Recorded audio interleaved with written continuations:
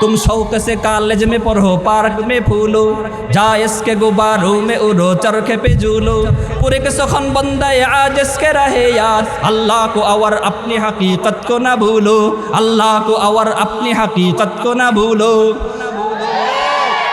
সব কিছু হও কিন্তু আল্লাহকে ভুলে যাও না।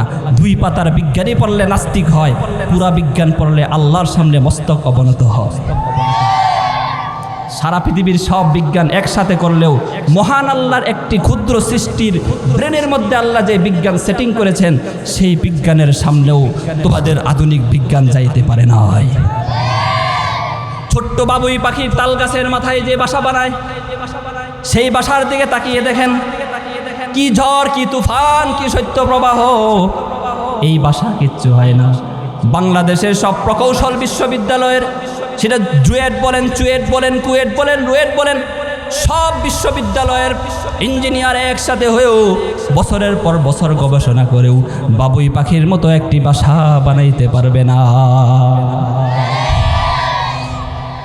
বাংলাদেশে সেই সাইবেরিয়া থেকে অতিথি পাখি আসে সিলেটের সুনামগঞ্জে, সেই সাইবেরিয়া থেকে 11,000 মাইল পথ পাড়ি দিয়ে বাংলাদেশে সিলেটের সুনামগঞ্জে অতিথি পাখি আসে। তোমরা বিজ্ঞানের আবিষ্কার অত্যাধুনিক বিমান, যেই বিমান একটা কিনতে 1400 কোটি টাকা লাগে। কয় টাকা? জোরে বলেন কয় টাকা? 1400 কোটি টাকা। 12 জন কেবিন ক্রু লাগে, ক্যাপ্টেন থাকে।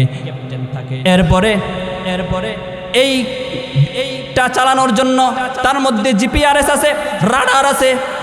এই বিমান চালানোর জন্য এয়ারপোর্ট থেকে যখন ফ্লাইং করে আকাশে উঠে, প্রত্যেকটা দেশ থেকে এটিসি বলা হয় তাকে।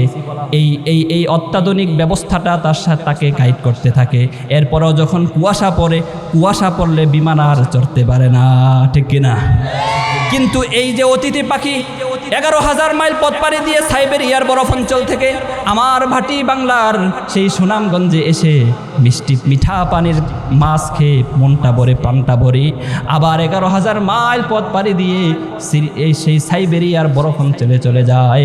তাকে কেউ আটকাইতে পারে না, কুয়াশাও তাকে আটকাইতে পারে না। দুই পাতার বিজ্ঞানী বইরা আল্লাহর সাথে, আরে মিয়া বিজ্ঞানী হবে তো ইবনে সিনার মতো হও, ইবনে রুশদের মতো হও, ইবনে খালদুনার মতো হও, ইবনে বতুতার মতো হও, খাওয়ারিজমির মতো হও, মুসলিম বড় বড় বিজ্ঞানীদের মতো হও। তাসলিমা রাসিনা ডাক্তার আহমদ শরীফের মতো হও না। মাদ্রাসা ইমাম বুখারী দিয়েছে, ইমাম মুসলিম দিয়েছে, ইমাম তিরমিজি দিয়েছে, ইমাম নাসাই দিয়েছে, ইমাম ইবনে মাজা দিয়েছে, ইমাম তোহাবি দিয়েছে, আবু হানিফা দিয়েছে, শাফি দিয়েছে, মালিক দিয়েছে, আহমদ ইবনে হাম্বল দিয়েছে, শাহ ওলিউল্লাহ মুহাদ্দিসে দেহলভি দিয়েছে, শাহ আব্দুল আজিজ মুহাদ্দিসে দেহলভি দিয়েছে, কাসেম নানুতুবি দিয়েছে, হাফিজ জি হুজুর দিয়েছে, পীর জি হুজুর দিয়েছে, শামসুল হক ফরিদপুরি দিয়েছে, ফজলুল হক আমিনী দিয়েছে, শাহ আহমদ শফি দিয়েছে, জুনায়েদ বাবুনগরীর মতো ব্যক্তি এই জাতিকে উপহার দিয়েছে। কওমি মাদ্রাসা, কওমি মাদ্রাসা কি দিয়েছে মনে রেখে দেন, ভালো করে শুনে রাখবেন।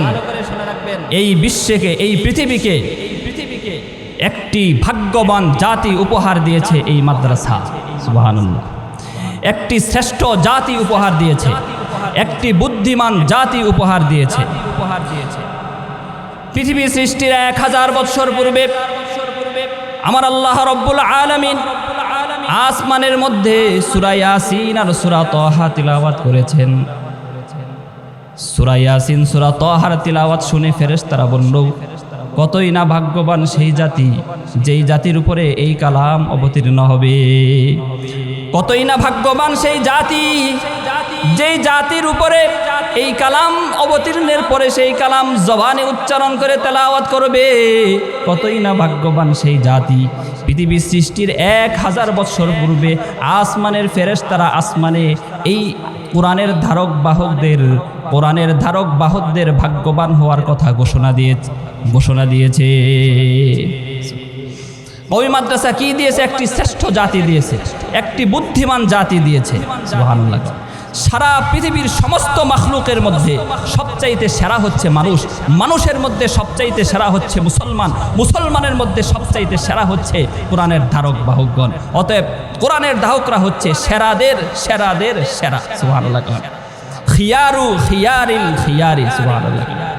রবিউন ফি রবিইন ফি রবিই ওয়া নূরুন ফাওকা নূরিন ফাওকা নূরি। সেরাদের সেরা উপহার দিয়েছে মাদ্রাসা। কওমি মাদ্রাসা একটি আদর্শবান জাতি উপহার দিয়েছে। কওমি মাদ্রাসায় মাদকের বোতল পাওয়া যায় না, তোমাদের আঙ্গিনায় মাদকের বোতল পাওয়া যায়। কওমি মাদ্রাসায় ফেনসিডিলের বোতল পাওয়া যায় না, তোমাদের আঙ্গিনায় ফেনসিডিলের বোতল পাওয়া যায়।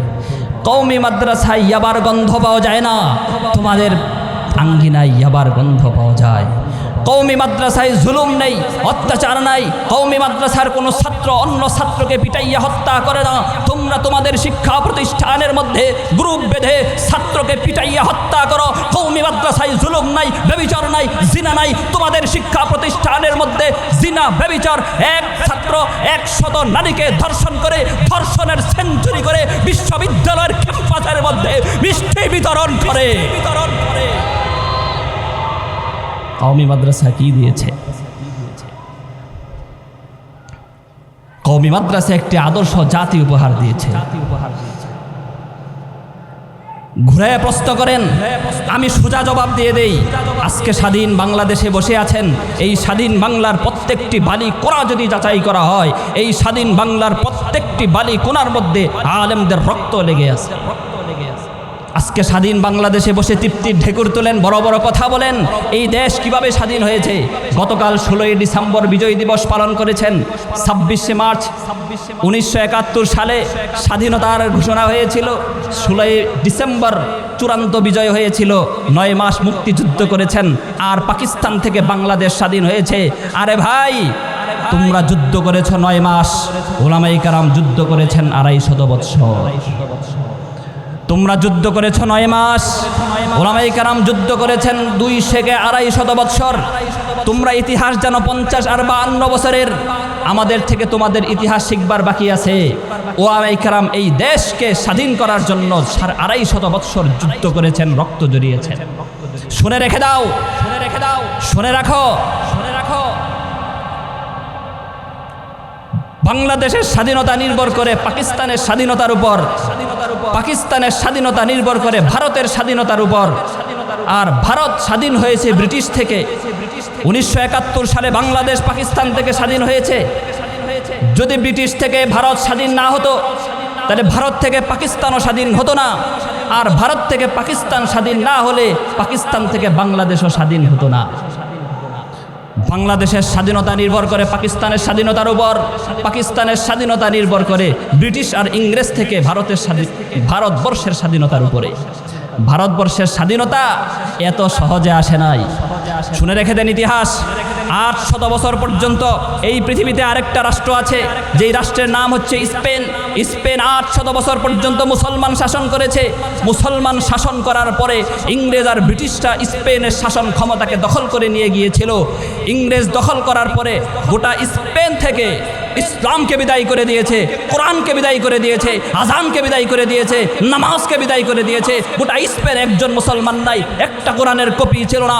সব মসজিদগুলোকে বন্ধ করে দিয়েছে। কট্টবার সেই গ্রানাড জামে মসজিদের মধ্যে 40,000 মুসলমানকে দরজা বন্ধ করে আগুন দিয়ে জ্বালিয়ে দিয়েছে।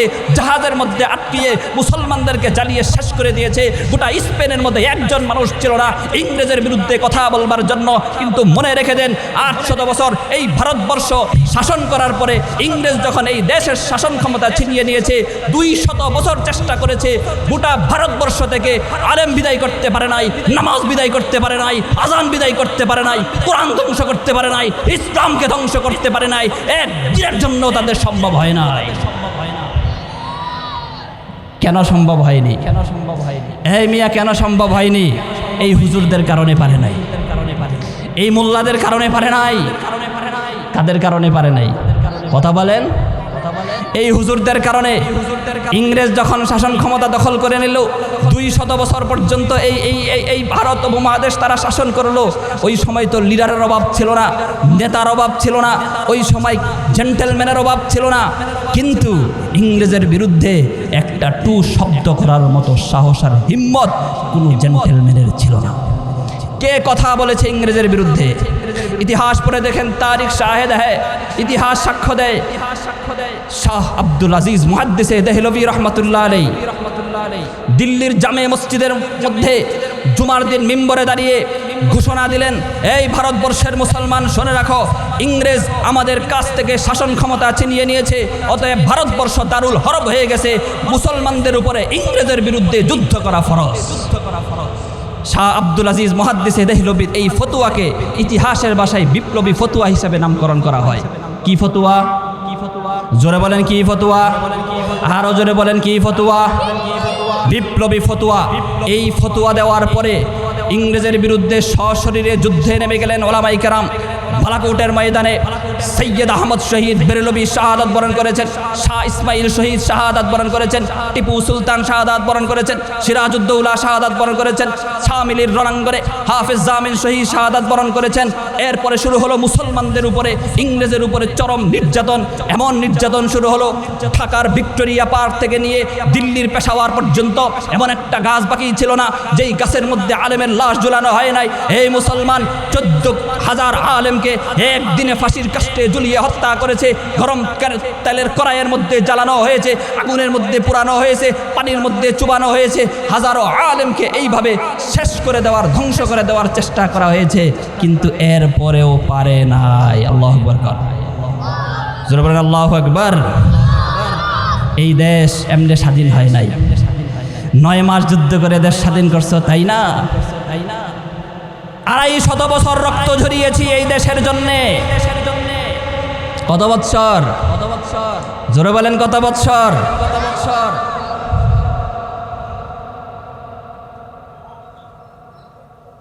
যদি শামিলির রণাঙ্গন না হতো, রেশমি রুমাল আন্দোলন না হলো, এই দেশ স্বাধীন হতো না। যদি হুসাইন আহমদ মাদানী ইংরেজের বিরুদ্ধে জোরালো বক্তব্য না দিতেন, এই দেশ স্বাধীন হতো না। যদি শামিলির রণাঙ্গনের নেতৃত্ব কাসেম নানতুবি না দিতেন, এই দেশ স্বাধীন হতো না। যদি জফর আহমদ উসমানী আর শাব্বির আহমদ উসমানী পতাকা উত্তোলন না করতেন, তাহলে এই দেশ স্বাধীন হতো না। আজকে আমাদেরকে বলে, তোমরা কারা, কোত্থেকে আসছো?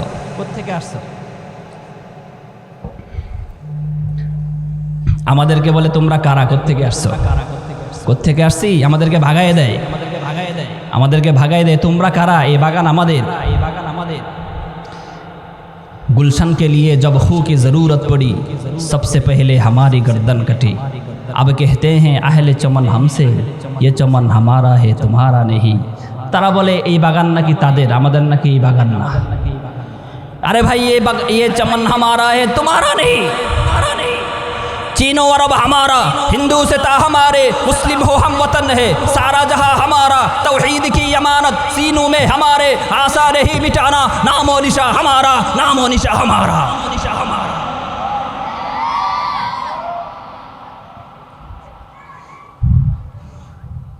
এই দেশের জন্য 250 বছর সংগ্রাম করেছি। মনে রেখে দিবেন, আমরা ভেসে আসি নাই। ওলামায়ে কেরাম এই দেশের জন্য শত শত বছর রক্ত ঝরিয়েছেন। যদি ওলামায়ে কেরামের রক্ত না ঝরতো, ভারত ব্রিটিশ থেকে স্বাধীন হতো না। ব্রিটিশ থেকে ভারত স্বাধীন না হলে পাকিস্তান হতো না। পাকিস্তান না হলে বাংলাদেশও হতো না। কথা বলেন ঠিক কিনা? तुम खालिद दर्रार की आजमत का निशा हो, तुम कासिम महमूद की गैरत का बया हो, तुम तारिक टीपू के अज़ा इम का जहा हो, ऐ लश्कर इस्लाम के जाबाज जियालो, ऐ मिंबर मेहराब के पुर जोश खतीबो, अब अपनी कलम तोड़ के तलवार बना लो, अब अपनी कलम तोड़ के तलवार बना लो। আজকে হাজারো নানান অবান্তর অভিযোগ উত্থাপন করা হয় আমাদের এই মাদ্রাসা শিক্ষা ব্যবস্থার উপরে। তার মধ্যে 1 নাম্বার অভিযোগ নাস্তিক সেকুলার বামপন্থী, তাদের 1 নাম্বার অভিযোগ হলো তারা আমাদেরকে বলে, তোমরা মাদ্রাসায় বসে বসে কি পড়ো? তোমাদের থেকে তো ডাক্তার হয় না, ইঞ্জিনিয়ার হয় না, ব্যারিস্টার হয় না, অফিসার হয় না, প্রফেসর হয় না, কি পড়ো তোমরা? ডাক্তার ইঞ্জিনিয়ার তো এখান থেকে বের হয় না। আরে বোকা, আমি যদি প্রশ্ন করি তোমরা স্কুল কলেজ ভার্সিটিতে কি পড়ো? তোমাদের থেকে তো শাইখুল হাদিস হয় না। এই প্রশ্ন করা কি বোকামি আর আহামকি না? যদি তোমাদের প্রতিষ্ঠান থেকে শাইখুল হাদিস না হয়, তাহলে আমাদের প্রতিষ্ঠান থেকে ডাক্তার হবে কেন? কথা বলেন না কেন? ওই প্রশ্ন যেমন বোকামি, এই প্রশ্নও তেমন বোকামি। আরে তোমরা আমাদের শিক্ষা ব্যবস্থা সম্পর্কে কি জানবা? তোমরা তো আমাদের শিক্ষা বোর্ডের নামটাই উচ্চারণ করতে পারো না। বিগত সরকারের আমলে মেম্বার অফ পার্লামেন্ট সংসদের মধ্যে দাঁড়িয়ে এই কওমি মাদ্রাসা শিক্ষা বোর্ডের নাম উচ্চারণ যখন করতেছিল, আল হাইয়াতুল উলিয়া লিল জামিআতিল কওমিয়া উচ্চারণ করার সময় মনে হয়েছিল তার দাঁত সামনের দুইটা ভাইঙ্গা নিচে পড়ে যাবে। যেখানে তোমরা শিক্ষা বোর্ডের নামটাই উচ্চারণ করতে পারো না, তোমরা কি বুঝবা এই শিক্ষা ব্যবস্থার সিলেবাসের কথা? আরেক পাগলে বলছিল, পাগলের যখন মাথা খারাপ হয় তখন এই ধরনের কথা মুখ দিয়ে বের হয়।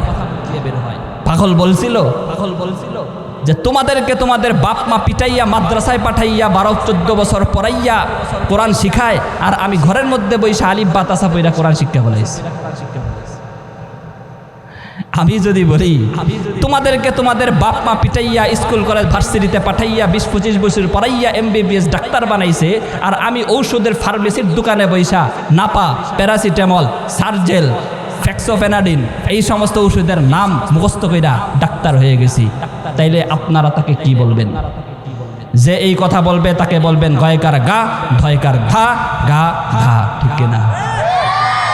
তোমরা যদি বলো এই প্রশ্নের এই জবাব, আমরাও তোমাদের ওই প্রশ্নের ওই জবাবই দিব, তোমরাও গয়কার গা ধয়কার ধা। জোর বলেন কি?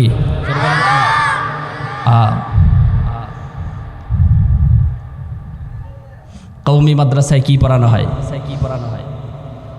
কওমি মাদ্রাসার শিক্ষা সিলেবাস, কওমি মাদ্রাসার শিক্ষা সিলেবাস অল্প সময়ের মধ্যে শুনে নেন আমার কাছ থেকে। কওমি মাদ্রাসার শিক্ষা সিলেবাসের 3টা স্তর। কয়টা স্তর? 1 নাম্বার হচ্ছে প্রাথমিক স্তর, 2 নাম্বার হচ্ছে মাধ্যমিক স্তর, 3 নাম্বার হচ্ছে উচ্চ স্তর। প্রাথমিক স্তরে কি পড়ানো হয়? তোমরা ক্লাস 5 পর্যন্ত স্কুলের মধ্যে যেই পরিমাণ বাংলা, যেই পরিমাণ ইংরেজি, যেই পরিমাণ অঙ্ক, যেই পরিমাণ সমাজ বিজ্ঞান পড়ানো হয়, 16 আনার 16 আনাই ওই পরিমাণ বাংলা, ইংরেজি, অঙ্ক, গণিত, সমাজ, ভূগোল, বিজ্ঞান 16 আনার 16 আনাই মাদ্রাসায় পড়ানো হয়। এর বাহিরে কি পড়ানো হয়?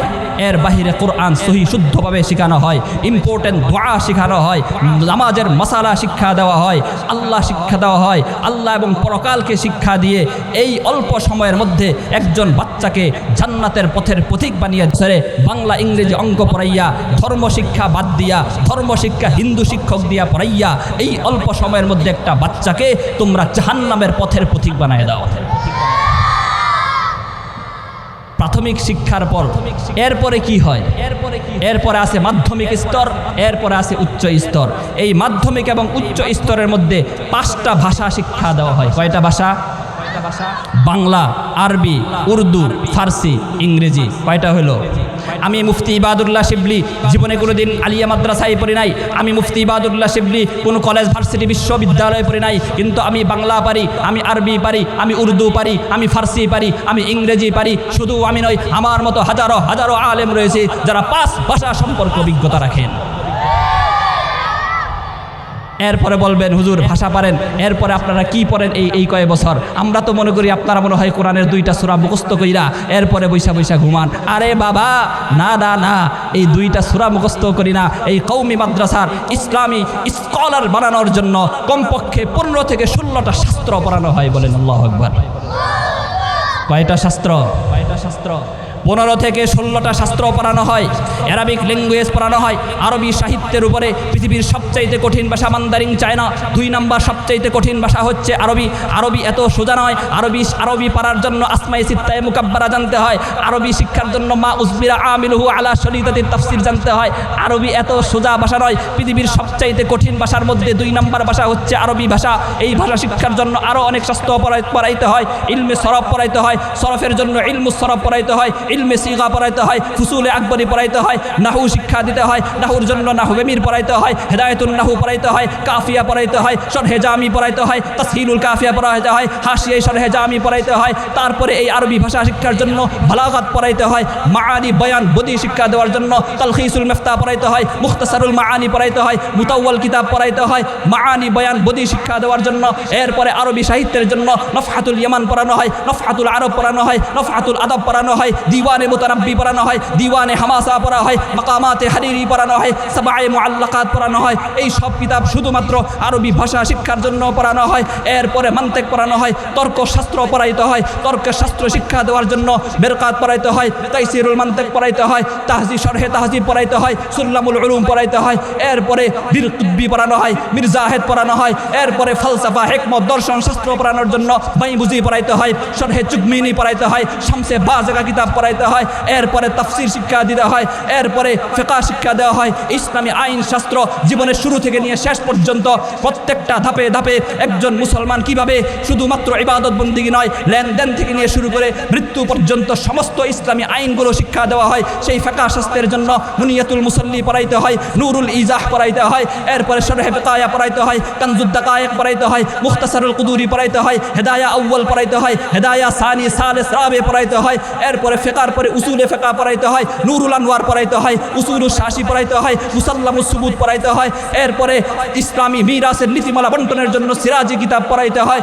এরপরে ফিকহার পরে তাফসির পড়াইতে হয়, তাফসিরে জালালাইন পড়াইতে হয়, তাফসিরে কাশশাফ পড়াইতে হয়, তাফসিরে বাইজাবির মতো কঠিন কিতাব পড়াইতে হয়। যেই তাফসিরে বাইজাবিতে এক সূরা আলহামদুলিল্লাহ আর বিসমিল্লাহর তাফসির পড়াইতে 2 থেকে 3 মাস সময় লেগে যায়। এই মুসলমান মনোযোগ দিয়ে শুনে রাখেন, শুধুমাত্র এখানে 2-3টা সূরা মুখস্থ করাইতে হয় না, উসুলে তাফসির পড়াইতে হয়, আল ফাউজুল কাফির বি উসুলিত তাফসির পড়াইতে হয়। এরপরে হাদিস পড়াইতে হয়, মিশকাতুল মাসাবি পড়ানো হয়, সহিহুল বুখারী পড়ানো হয়, সহিহ মুসলিম পড়াইতে হয়, তিরমিজি, আবু দাউদ, নাসাই, ইবনে মাজাহ, তাহাবি, মুওয়াত্তা মালিক, মুওয়াত্তা মুহাম্মদ পড়াইতে হয়, উসুলে হাদিস পড়াইতে হয়, নুখবাতুল ফিকার পড়াইতে হয়, শরহে নুখবা পড়াইতে হয়। এরপরে ইসলামের সমস্ত ইসলামিক স্কলার হওয়ার জন্য আরও অসংখ্য অগণিত কিতাব পড়াইতে হয়। এই মাদ্রাসায় 5টা ভাষা শিক্ষা দেওয়া হয়, 15 থেকে 16টা শাস্ত্র শিক্ষা দেওয়া হয়। সেই শাস্ত্রের মধ্যে কমপক্ষে 100 থেকে 200 কিতাব পড়ানো হয়।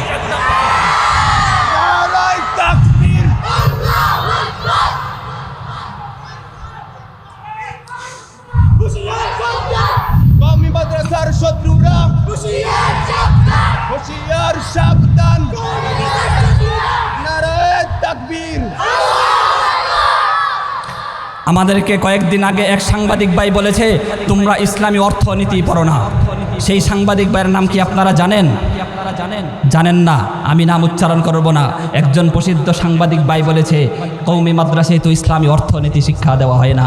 আরেকজন আলেমের সাথে ডিবেট করেছে, টকশো করেছে, সেই আলেমও ঠিকমতো জবাবটা দিতে পারে নাই। যদি আমার সাথে ওই সাংবাদিক বসতো তার ওযু থাকতো না। ইসলামী অর্থনীতি পড়ায় না। ইসলামী অর্থনীতির আপনি কি বুঝেন?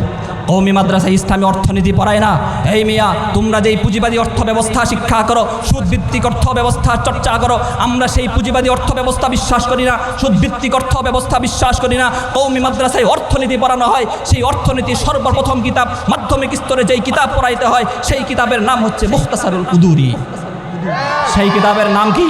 আপনারা খুলে দেখেন, সেই কিতাবের মধ্যে কিতাবুল বুয়ু পেয়ে যাবেন, সেখানে ইজারা পেয়ে যাবেন, মুদারাবা পেয়ে যাবেন, মুশারাকা পেয়ে যাবেন, বাইয়ে সরফ পেয়ে যাবেন, বাইয়ে সালাম পেয়ে যাবেন।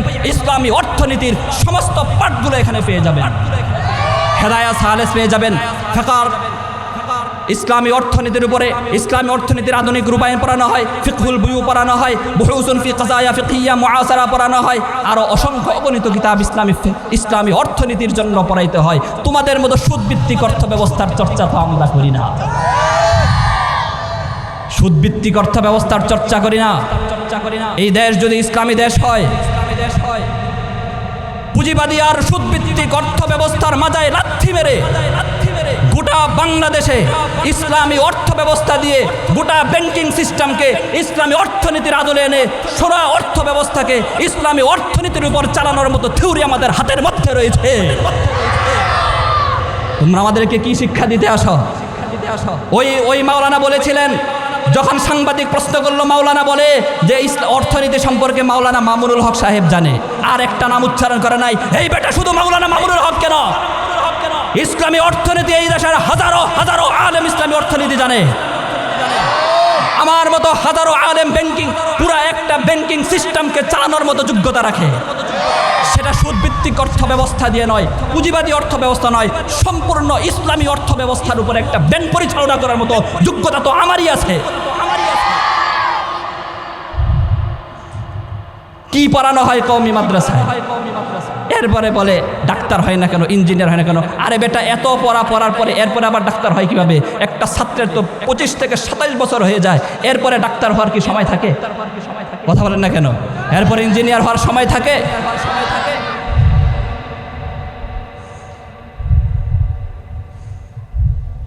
পাগলের মাথা খারাপ। পাগলের কি খারাপ?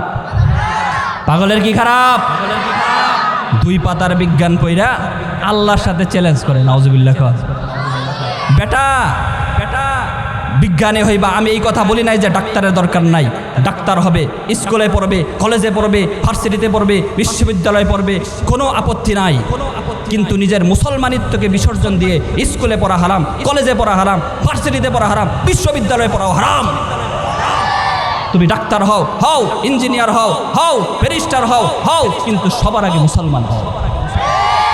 तुम शौक से कॉलेज में पढ़ो, पार्क में फूलो, जा इसके गुब्बारों में उड़ो, चरखे पे झूलो, पूरे के सखन बंदा आज इसके रहे याद, अल्लाह को और अपनी हकीकत को ना भूलो, अल्लाह को और अपनी हकीकत को ना भूलो। সব কিছু হও কিন্তু আল্লাহকে ভুলে যাও না। দুই পাতার বিজ্ঞানী পড়লে নাস্তিক হয়, পুরা বিজ্ঞান পড়লে আল্লাহর সামনে মস্তক অবনত হয়। সারা পৃথিবীর সব বিজ্ঞান একসাথে করলেও মহান আল্লাহর একটি ক্ষুদ্র সৃষ্টির ব্রেনের মধ্যে আল্লাহ যে বিজ্ঞান সেটিং করেছেন, সেই বিজ্ঞানের সামনেও তোমাদের আধুনিক বিজ্ঞান যাইতে পারে না। ছোট্ট বাবুই পাখির তাল গাছের মাথায় যে বাসা বানায়, সেই বাসার দিকে তাকিয়ে দেখেন কি ঝড়, কি তুফান, কি শৈত্য প্রবাহ, এই বাসা কিচ্ছু হয় না। বাংলাদেশের সব প্রকৌশল বিশ্ববিদ্যালয়ের, সেটা জুয়েট বলেন, চুয়েট বলেন, কুয়েট বলেন, রুয়েট বলেন, সব বিশ্ববিদ্যালয়ের ইঞ্জিনিয়ার একসাথে হয়েও বছরের পর বছর গবেষণা করেও বাবুই পাখির মতো একটি বাসা বানাইতে পারবে না।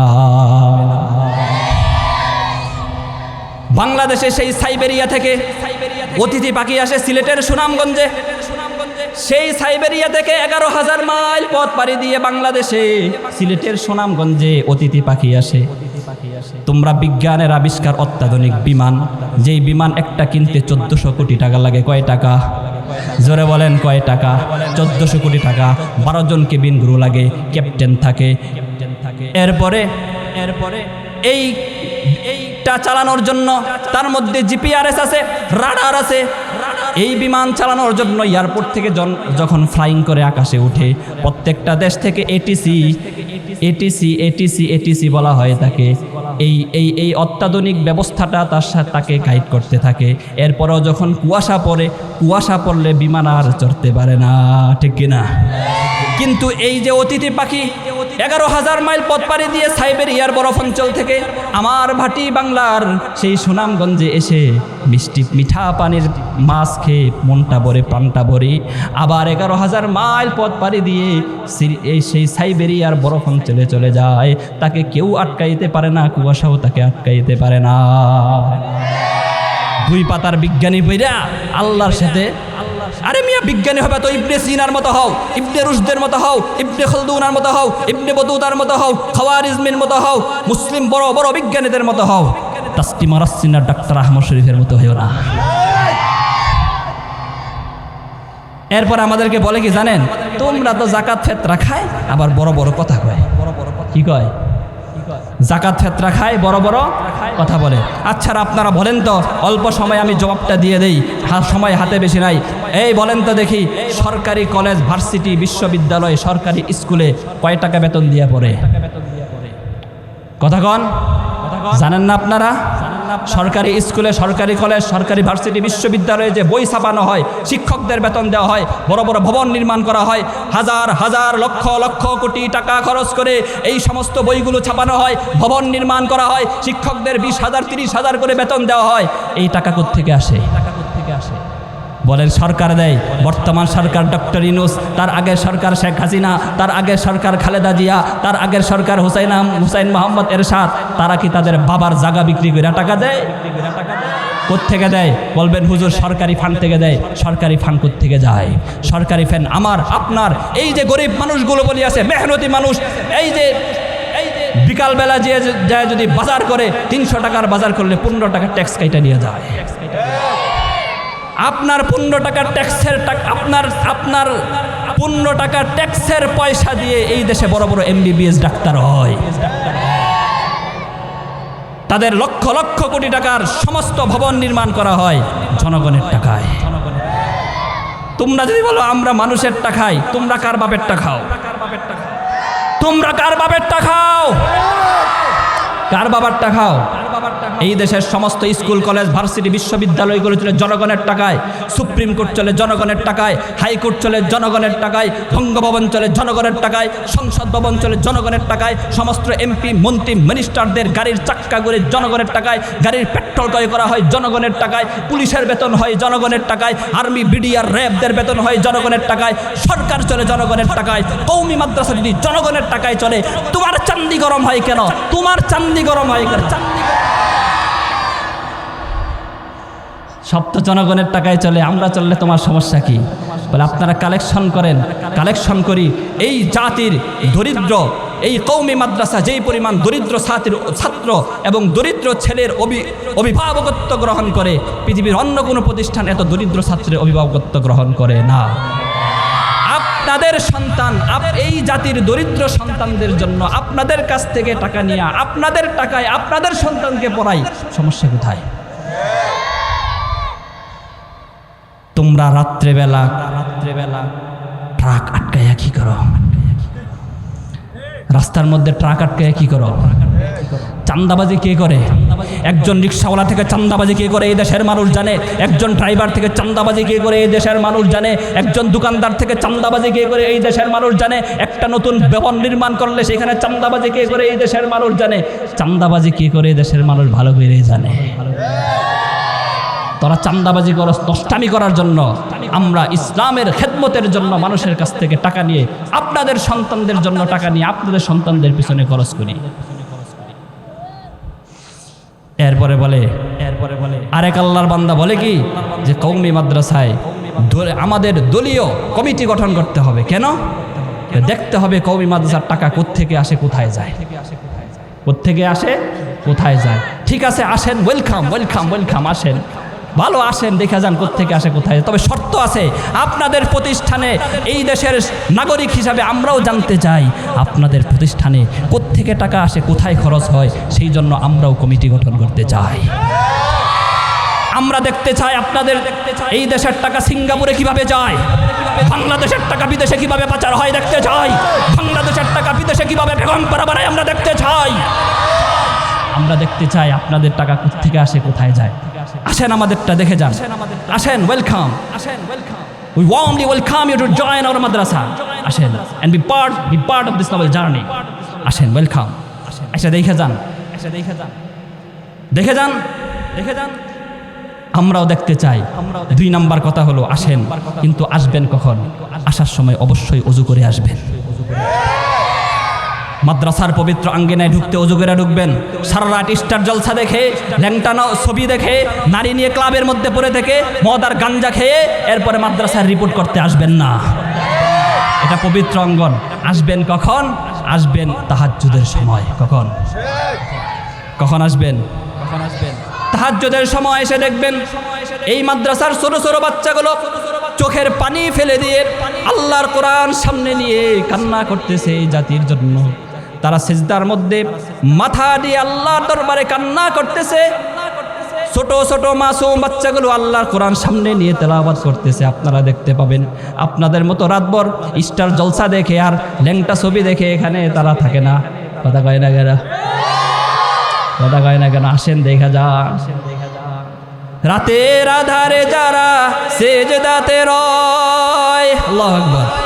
রাতের আধারে যারা সেজদাতে রয়, দু চোখের অশ্রুতে নদী যেন বয়। ছলনার হাতছানি যতই আসুক পিছনে ফিরেও সে তাকায় না।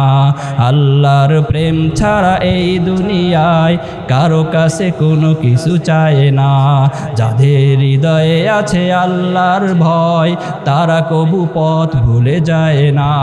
যাদের হৃদয়ে আছে আল্লাহর ভয় তারা কবু পথ ভুলে যায় না। আল্লাহর প্রেম ছাড়া এই দুনিয়ায় কারো কাছে কোনো কিছু চায় না। আল্লাহু আকবার কর।